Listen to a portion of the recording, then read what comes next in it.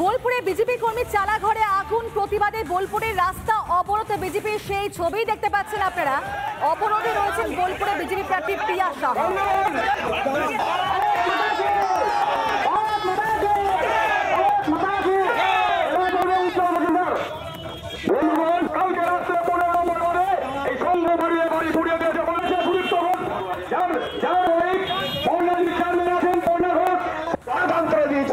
আপনারা এই পদ্ধতি করে তৃণমূলের দালালি করছেন, টাকা তুলছেন, তা জানাতে চাচ্ছে আপনারা কি করতে চাইছেন।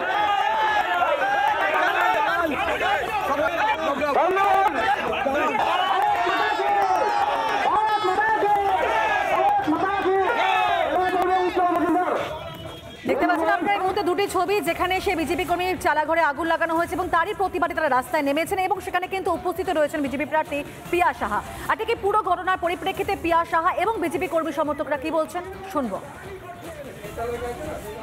শান্তি শৃঙ্খলপূর্ণ ভারতীয় জনতা পার্টি সবসময় চায় যে শান্তি শৃঙ্খলা বজায় রেখে সবসময় যেন কাজ হয়, কিন্তু এই শাসক দল যারা আছেন ওনারা শান্তি শৃঙ্খলা কী জিনিস বোঝেন না, বারবার বিশৃঙ্খলা সৃষ্টি করেন।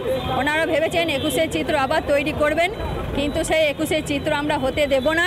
আমরা রাস্তায় নেমেছি, বারবার এফআইআর করা হয়েছে, বারবার আমাদের কার্যকর্তার উপর আঘাত হানা হচ্ছে, বাড়ি পোড়ানো হচ্ছে, যারা পোলিং এজেন্টে বসেছিল তাদের ধরে ধরে মারা হচ্ছে। সেই কারণে আমরা বাধ্য হয়েছি পথ অবরোধ করতে। আমরা জানি আর সাধারণ মানুষ অসুবিধার মধ্যে পড়ছে, কিন্তু তাদের আমরা কোনো রকম অসুবিধা করতে চাই না। পুলিশ প্রশাসন আমাদের এখন কথা দিয়েছে ওনারা ওনাদের কাজ করবেন, এফআইআর মতো কাজ হবে। আমরা যদি দেখি কাজ হচ্ছে ভালো, না হলে আমরা আরও বৃহত্তর আন্দোলনের পথে নামব। যেহেতু বিজেপি করছি, আমাদের থ্রেট করছে এবং এগুলো সমস্ত রাজনৈতিক চক্রান্ত। অবশ্যই মূল আশ্রিত দুষ্কৃতি, যার মধ্যে রাজা ওরফে বিশ্বজিৎ সিংহ রায় আর পিয়াল শেখ, এই দুজনকে আমি চিনি। আরও তিনজন সঙ্গে ছিল, 5 জন ছিল টোটাল। তারা 12:30টার সময় আমাকে থ্রেট করে চলে যায়। তারপরে দুটো নাগাদ এটা হয়।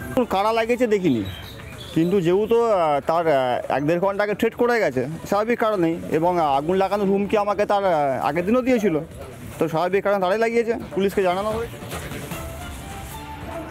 এই ঘটনা নিয়ে স্থানীয় কাউন্সিলর বা কি বলছেন শুনবো।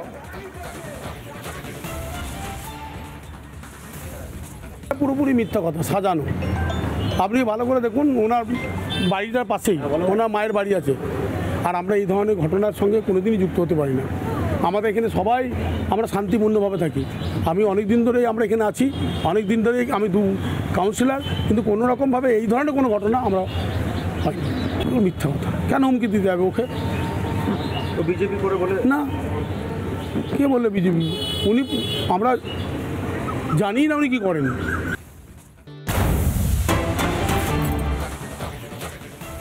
আজও উত্তপ্ত সন্দেশখালী, বেরমজুরে সারা রাত পাহারায় মহিলারা, সকালে বসানো হয়েছে পুলিশ পিকেট, সেই ছবি আপনারা দেখতে পাচ্ছেন। এবং অন্যদিকে রেখা পাত্র এই মুহূর্তে সরাসরি রয়েছেন আমাদের প্রতিনিধি মধুকল্পিতার সঙ্গে। মধুকল্পিতা,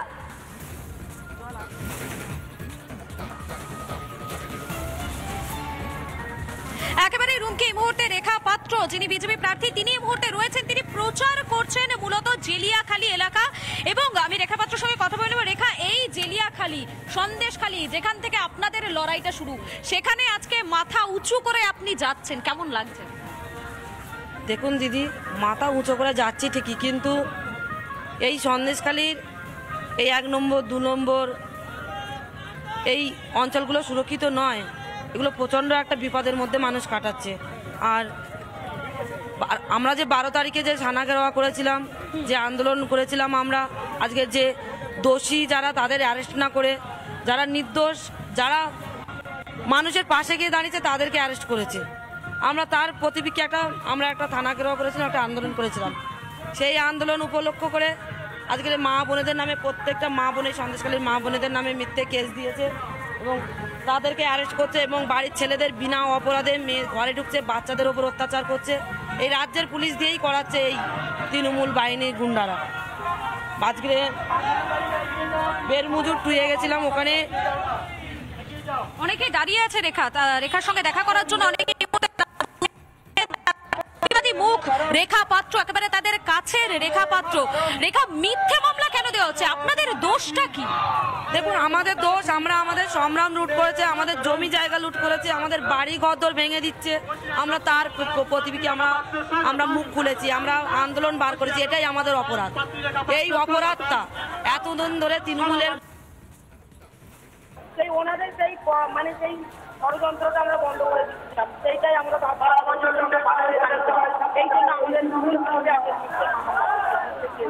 বাধা হয়ে দাঁড়িয়েছিলাম, এই জন্য আমাদের বিরুদ্ধে আজকের মিথ্যে মামলা করছেন।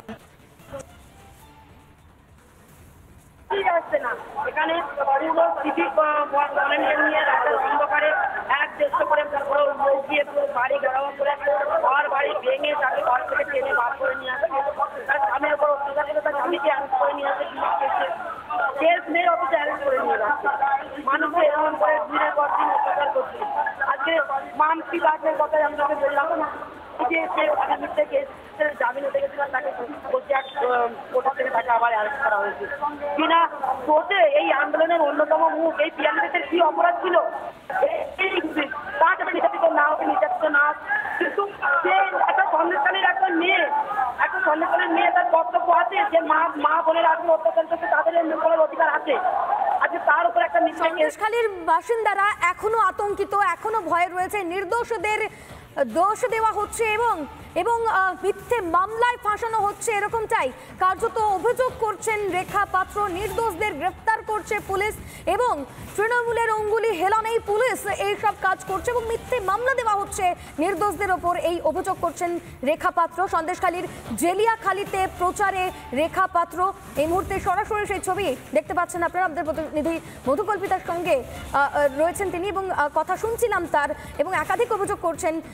আমাদের প্রতিনিধি প্রশ্ন করেছিলেন যে এই মুহূর্তে মাথা উঁচু করে আপনি প্রচারে বেরিয়েছেন, কিন্তু রেখা পাত্র তিনি বলছেন প্রচারে তো বেরিয়েছে কিন্তু আতঙ্কিত, আমরা ভীত, তার কারণ সন্দেশখালীতে অত্যাচার চলছে, এখনো তারা আতঙ্কিত, নির্দোষদের বিরুদ্ধে মামলা দেওয়া হচ্ছে, গ্রেফতার করা হচ্ছে এবং তৃণমূল এবং পুলিশের বিরুদ্ধে কার্যত ক্ষোভ উগরে দিলেন বসিরহাটের বিজেপি প্রার্থী রেখা পাত্র।